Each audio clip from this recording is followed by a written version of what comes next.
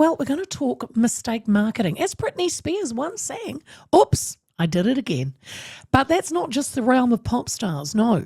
Recent headlines have put the spotlight on mistake marketing, a tactic where businesses advertise incorrect prices or misleading promotions knowingly or not. It just seems everyone wants to rip us off, don't they?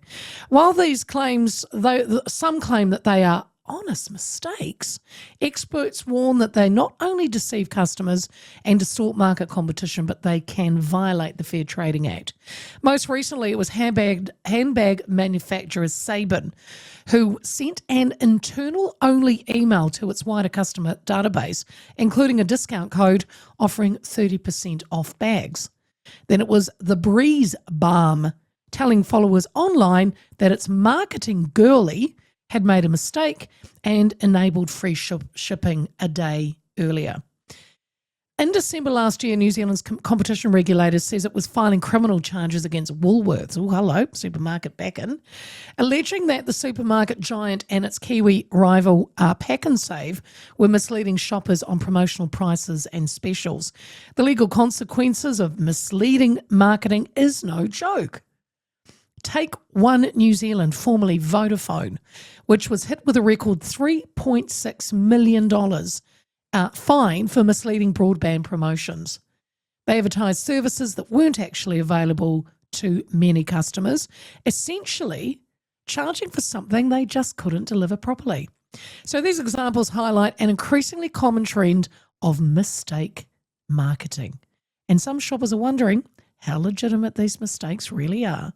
Bodo Lang, Professor of Marketing Analytics at Massey University, good friend of the show, joins me now. Hello, Bodo. Hello, Leah. How are you? I'm very good, very good. Now, I gave a few examples of how common, mistake marketing. But how common is it, Bodo? And are businesses really making innocent errors, or is it a sneaky strategy? Great questions, Leah. So if you looked at all of the marketing communication that businesses do, and that might be online, offline, TV, commercials, whatever it is, mistake marketing would make up a tiny proportion of the total marketing communication that businesses do. So it's not used by every single company, and then certainly companies that do use it pretty infrequently, I would say. Okay. Now, your second question was sorry, you go. No, you go, because I did ask too. Yep. So the second question was, is this truly a mistake? And I think we can fairly categorically say that the vast majority, if not all of these mistakes, are not actual mistakes.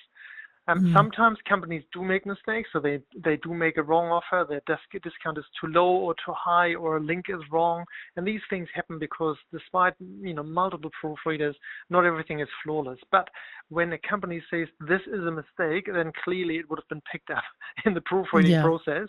And so all these things that are purported to be mistakes are not. They're just systematic attempts at persuading consumers to buy something. So we've seen, I mentioned One New Zealand that was hit with a $3.6 million fine. Do you think the big brands, like them, and Woolworths were in trouble a while ago too, do you think they take these risks because the rewards outweigh potential fines? I think sometimes they would, absolutely, because once something is out there, then, maybe they get fined a minor amount, or maybe nobody will complain about it and they don't get fined at all. But I do also think that sometimes companies make mistakes that are not really mistake marketing in the sense that they're not purported to be a mistake, but they just couldn't really get the capability together to deliver what they've promised, which is obviously not ideal because, again, it's misleading consumers. But I think the true mistake marketing, which is basically saying, hey, guys, here is a mistake, here's an internal email, or we're doing something a day early, that to me is really playing with fire, because there are really large fines on hand here in New Zealand, and also consumer backlash, when consumers just stop believing this. And to be honest, it's not in the interest of marketers either, because they want to be seen as credible and authentic folk, and I think this mistake marketing really undermines that.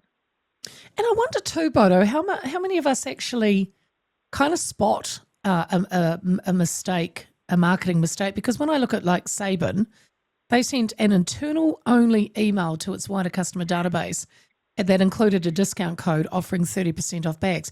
Now, if I was in their wider consumer database and I got that, I would think that was awesome because I'd be being offered 30% off a bag. Is that how is this wrong? Yeah, so it's wrong because obviously it's purporting to be a mistake when it's not. The offer is great, but that's obviously in the eye of the beholder. And so 30% off a saving bag, which is an expensive premium product, is a good deal. And if you say that something is a mistake and this is really not to be known by consumers, but actually it's just part of a systematic and calculated marketing plan over the whole year, then that is misleading consumers because some of them would think that this truly is a mistake, that this is a one-off, never to be repeated. And that really, Leah, is the key to these offers, that they seem to be offering something that is very scarce, exclusive, basically. So this is only available for a very short time. So if you don't hit the button now, then really, you're missing out. And that really is the key with these things. Okay, that's good because I mean, how do we as consumers be on the lookout to avoid getting kind of sucked into misleading deals? Because they all seem to be a little bit different. Yes, absolutely. There are different types of deals and different types of mistake marketing, and even sometimes, sales that are not truly sales anymore. So there are some pretty clear guidelines. So, the first thing that people can ask, or consumers can ask themselves, is this too good to be true? Is this, something that just sounds too good to be true? And then it probably is too good to be true.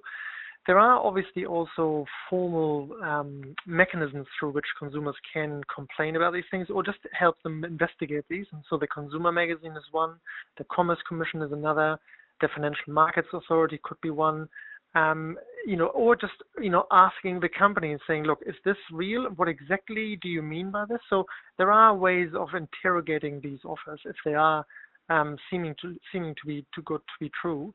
But the key really is, not to get sucked in to buy something that actually, before reading that offer, you weren't even thinking of buying. And that, to me, is the key. That you're not buying things you don't need. Yeah. Well, yeah, Bodo. It's so easy to slip into that, though, isn't it? Do you think the regulators are doing enough to kind of crack down on misleading marketing, or are companies still getting away with too much? Look, I think there is a fair amount of action, and I think high-profile cases like the one you've mentioned in your introduction are really good examples of large brands that are, generally reputable, and I'm sure most of the time do really solid business. That they get slapped with millions of dollars worth of penalties, and I think that's really, really important.